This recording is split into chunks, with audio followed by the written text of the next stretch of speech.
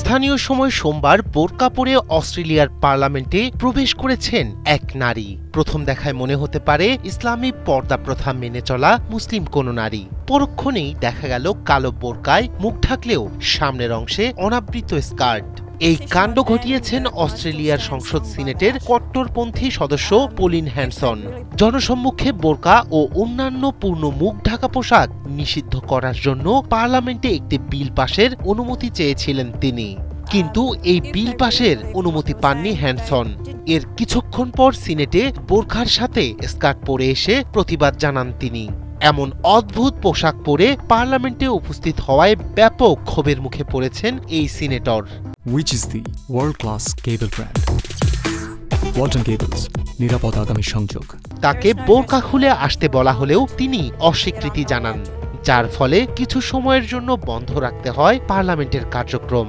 এদিকে ক্ষমা না চাওয়ায় সিনেটরদের দাবির প্রেক্ষিতে মঙ্গলবার পরবর্তী 7 দিনের জন্য বরখাস্ত করা হয় তাকে। এই অস্বাভাবিক কাজ করায় তার বিরুদ্ধে বর্ণবাদের অভিযোগ তুলে তীব্র সমালোচনা করেন অস্ট্রেলিয়ার পার্লামেন্টের মুসলিম সিনেটররা। বার্তা সংস্থা রয়টার্স বলেছে, জনসম্মুখে মুসলিম পোশাক নিষিদ্ধ করার জন্য নিজের রাজনৈতিক উদ্দেশ্যের অংশ হিসেবে এই কাজ করেছেন তিনি। এ ঘটনাকে ভালোভাবে নেয়নি ধর্মপ্রাণ মুসলিমরাও। এবারই প্রথম নয়, এর আগেও পার্লামেন্টে বোরকা পরে হাজির হয়েছিলেন অভিবাসন বিরোধী দল ওয়ান নেশন থেকে কুইন্সল্যান্ডে নির্বাচিত সিনেটর পলিন হ্যানসন।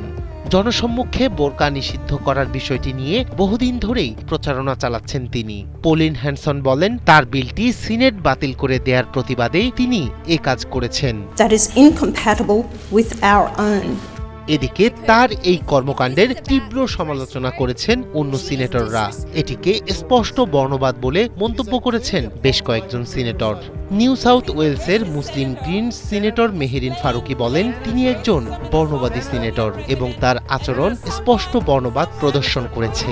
পশ্চিম অস্ট্রেলিয়ার স্বতন্ত্র সিনেটর ফাতিমা পেইমান এই ঘটনাকে লজ্জাজনক বলে অভিহিত করেছেন, আর ঘটনাটিকে অসম্মানজনক বলে নিন্দা করেন সরকারি দলের সিনেট নেতা এবং পররাষ্ট্রমন্ত্রী পেনি ওং।